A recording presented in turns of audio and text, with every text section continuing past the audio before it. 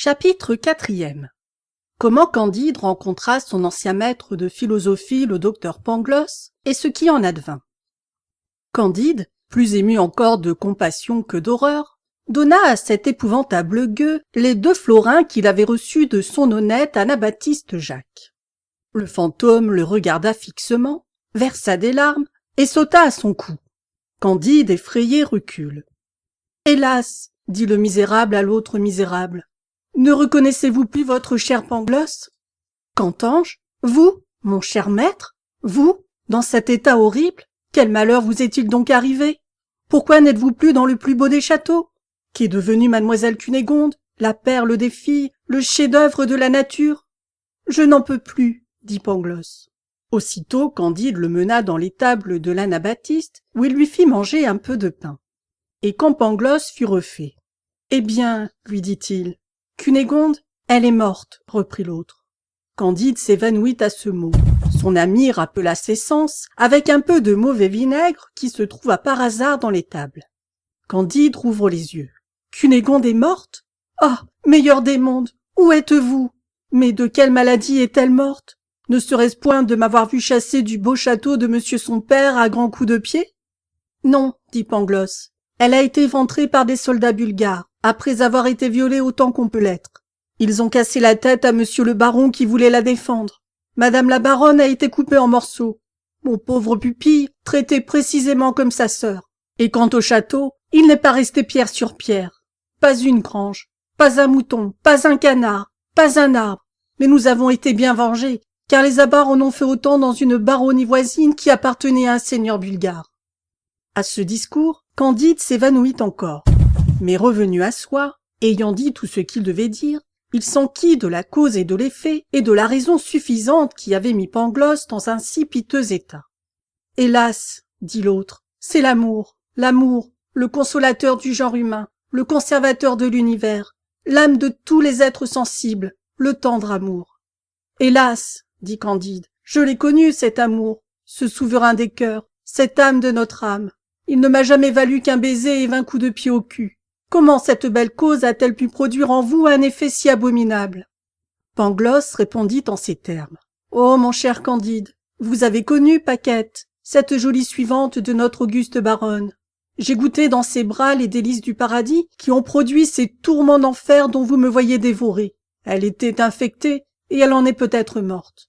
Paquette tenait ce présent d'un cordelier très savant qui avait remonté à la source, car il l'avait eu d'une vieille comtesse, qui l'avait reçue d'un capitaine de cavalerie, qui la devait à une marquise, qui la tenait d'un page, qui l'avait reçue d'un jésuite, qui, étant novice, l'avait eue en droite ligne d'un des compagnons de Christophe Colomb. Pour moi, je ne la donnerai à personne, car je me meurs. « Oh, Pangloss !» s'écria Candide, « voilà une étrange généalogie. N'est-ce pas le diable qui en fut la souche ?»« Point du tout, » répliqua ce grand homme. « C'était une chose indispensable dans le meilleur des mondes, un ingrédient nécessaire, car si Colomb n'avait pas attrapé dans une île de l'Amérique cette maladie qui empoisonne la source de la génération, qui souvent même empêche la génération, et qui est évidemment l'opposé du grand but de la nature, nous n'aurions ni le chocolat, ni la cochenille. Il faut encore observer que jusqu'aujourd'hui, dans notre continent, cette maladie nous est particulière comme la controverse. Les Turcs, les Indiens, les Persans, les Chinois, les Siamois, les Japonais ne la connaissent pas encore, mais il y a une raison suffisante pour qu'ils la connaissent à leur tour dans quelques siècles. En attendant, elle a fait un merveilleux progrès parmi nous, et surtout dans ces grandes armées composées d'honnêtes stipendiaires bien élevés qui décident du destin des États. On peut assurer que, quand 30 000 hommes combattent en bataille rangée contre des troupes égales en nombre, il y a environ 20 000 vérolés de chaque côté. « Voilà qui est admirable, dit Candide, mais il faut vous faire guérir. »« Et comment le puis-je, dit Pangloss. Je n'ai pas le sou, mon ami, et dans toute l'étendue de ce globe, on ne peut ni se faire saigner, ni prendre un lavement sans payer, ou sans qu'il y ait quelqu'un qui paye pour nous. » Ce dernier discours détermina Candide. Il alla se jeter aux pieds de son charitable Anabaptiste Jacques et lui fit une peinture si touchante de l'état où son ami était réduit, que le bonhomme n'hésita pas à recueillir le docteur Pangloss. Il le fit guérir à ses dépens. Pangloss, dans la cure, ne perdit qu'un œil et une oreille. Il écrivait bien et savait parfaitement l'arithmétique. L'Anabaptiste Jacques en fit son teneur de livres. Au bout de 2 mois, étant obligé d'aller à Lisbonne pour les affaires de son commerce, il mena dans son vaisseau ces 2 philosophes. Pangloss lui expliqua comment tout était on ne peut mieux. Jacques n'était pas de cet avis. Il faut bien, disait-il, que les hommes aient un peu corrompu la nature, car ils ne sont point nés loups et ils sont devenus loups. Dieu ne leur a donné ni canon de 24 ni baïonnettes, et ils se sont fait des baïonnettes et des canons pour se détruire. Je pourrais mettre en ligne de compte les banqueroutes et la justice qui s'empare des biens des banqueroutiers pour en frustrer les créanciers. Tout cela était indispensable, répliquait le docteur Borgne, et les malheurs particuliers font le bien général, de sorte que plus il y a de malheurs particuliers, et plus tout est bien. Tandis qu'il raisonnait, l'air s'obscurcit, les vents soufflèrent des 4 coins du monde, et le vaisseau fut assailli de la plus horrible tempête à la vue du port de Lisbonne. Chapitre 5e.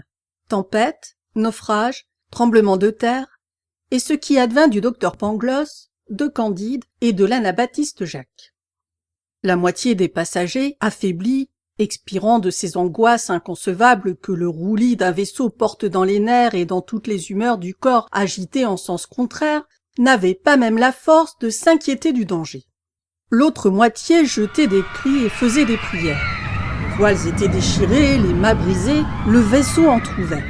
Travailler qui pouvait, personne ne s'entendait, personne ne commandait.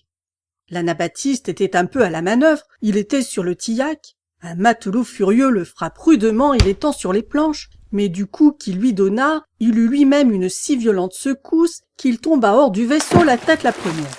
Il restait suspendu et accroché à une partie de mât rompu. Le bon Jacques court à son secours, l'aide à remonter, et de l'effort qu'il fit, il est précipité dans la mer à la vue du matelot qui le laissa périr sans daigner seulement le regarder. Candide approche, voit son bienfaiteur qui reparaît un moment et qui est englouti pour jamais.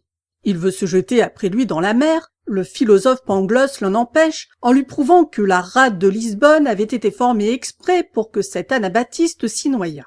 Tandis qu'il le prouvait a priori, le vaisseau s'entr'ouvre, tout périt à la réserve de Pangloss, de Candide et de ce brutal de matelot qui avait noyé le vertueux anabaptiste. Le coquin nagea heureusement jusqu'au rivage où Pangloss et Candide furent portés sur une planche. Quand ils furent revenus un peu à eux, ils marchèrent vers Lisbonne. Il leur restait quelque argent avec lequel ils espéraient se sauver de la faim après avoir échappé à la tempête. À peine ont-ils mis le pied dans la ville en pleurant la mort de leur bienfaiteur qu'ils sentent la terre trembler sous leurs pas. La mer s'élève en bouillonnant dans le port et brise les vaisseaux qui sont à l'ancre. Des tourbillons de flammes et de cendres couvrent les rues et les places publiques. Les maisons s'écroulent, les toits sont renversés sur les fondements et les fondements se dispersent. 30 000 habitants de tout âge et de tout sexe sont écrasés sous des ruines. Le matelot disait en sifflant et en jurant « Il y aura quelque chose à gagner ici !»« Quelle peut être la raison suffisante de ce phénomène ?» disait Pangloss. « Voici le dernier jour du monde !» s'écriait Candide. Le matelot court un continent au milieu des débris, affronte la mort pour trouver de l'argent, en trouve, s'en empare, s'enivre, et ayant cuvé son vin, achète les faveurs de la première fille de bonne volonté qu'il rencontre sur les ruines des maisons détruites et au milieu des mourants et des morts. Pangloss le tirait cependant par la manche. « Mon ami, lui disait-il, cela n'est pas bien, vous manquez à la raison universelle, vous prenez mal votre temps. »« Tête et sang, répondit l'autre, je suis matelot et né à Batavia. J'ai marché 4 fois sur le crucifix dans 4 voyages au Japon. Tu as bien trouvé ton homme avec ta raison universelle. » Quelques éclats de pierre avaient blessé Candide. Il était étendu dans la rue et couvert de débris. Il disait à Pangloss « Hélas, procure-moi un peu de vin et d'huile, je me meurs. »« Ce tremblement de terre n'est pas une chose nouvelle, répondit Pangloss. La ville de Lima éprouva les mêmes secousses en Amérique l'année passée. Même cause, même effet. Il y a certainement une traînée de soufre sous terre depuis Lima jusqu'à Lisbonne. »« Rien n'est plus probable, dit Candide, mais pour Dieu, un peu d'huile et de vin. »« Comment, probable, répliqua le philosophe. Je soutiens que la chose est démontrée. » Candide perdit connaissance et Pangloss lui apporta un peu d'eau d'une fontaine voisine. Le lendemain, ayant trouvé quelques provisions de bouche en se glissant à travers des décombres, ils réparèrent un peu leurs forces. Ensuite, ils travaillèrent comme les autres à soulager les habitants échappés à la mort. Quelques citoyens, secourus par eux, leur donnèrent un aussi bon dîner qu'on le pouvait dans un tel désastre. Il est vrai que le repas était triste, les convives arrosaient leur pain de larmes, mais Pangloss les consola en les assurant que les choses ne pouvaient être autrement. Car, dit-il, tout ceci est ce qu'il y a de mieux, car s'il y a un volcan à Lisbonne, il ne pouvait être ailleurs, car il est impossible que les choses ne soient pas où elles sont, car tout est bien. Un petit homme noir, familier de l'Inquisition, lequel était à côté de lui, prit poliment la parole et dit « Apparemment que monsieur ne croit pas au péché originel, car si tout est au mieux, il n'y a donc eu ni chute ni punition. »« Je demande très humblement pardon à votre Excellence, » répondit Pangloss encore plus poliment, « car la chute de l'homme et la malédiction entraient nécessairement dans le meilleur des mondes possibles. »« Monsieur ne croit donc pas à la liberté ?» dit le familier. « Votre Excellence m'excusera, dit Pangloss. La liberté peut subsister avec la nécessité absolue, car il était nécessaire que nous fussions libres. Car enfin, la volonté déterminée... » Pangloss était au milieu de sa phrase, quand le familier fit un signe de tête à son estafier qui lui servait à boire du vin de Porto ou d'Oporto. Chapitre 6e. Comment on fit un bel auto da fé pour empêcher les tremblements de terre et comment Candide fut fessé. Après le tremblement de terre qui avait détruit les 3/4 de Lisbonne, les sages du pays n'avaient pas trouvé un moyen plus efficace pour prévenir une ruine totale que de donner au peuple un bel auto da fé. Il était décidé par l'université de Coimbra que le spectacle de quelques personnes brûlées à petit feu, en grande cérémonie, est un secret infaillible pour empêcher la terre de trembler. On avait en conséquence saisi un Biscayen convaincu d'avoir épousé sa commère, et 2 Portugais qui, en mangeant un poulet, en avaient arraché le lard. On vint lier après le dîner le docteur Pangloss et son disciple Candide, l'un pour avoir parlé et l'autre pour avoir écouté avec un air d'approbation. Tous 2 furent menés séparément dans des appartements d'une extrême fraîcheur, dans lesquels on n'était jamais incommodé du soleil. 8 jours après, ils furent tous 2 revêtus d'un San Benito, et on orna leurs têtes de mitres de papier. La mitre et le San Benito de Candide étaient peints de flammes renversées et de diables qui n'avaient ni queue ni griffes. Mais les diables de Pangloss portaient griffes et queues, et les flammes étaient droites. Ils marchèrent en procession ainsi vêtus, et entendirent un sermon très pathétique, suivi d'une belle musique en faux bourdon. Candide fut fessé en cadence, pendant qu'on chantait. Le Biscayen et les 2 hommes qui n'avaient point voulu manger le lard furent brûlés, et Pangloss fut pendu, quoique ce ne soit pas la coutume. Le même jour, la terre trembla de nouveau avec un fracas épouvantable. Candide, épouvanté, interdit, éperdu, tout sanglant, tout palpitant, se disait à lui-même.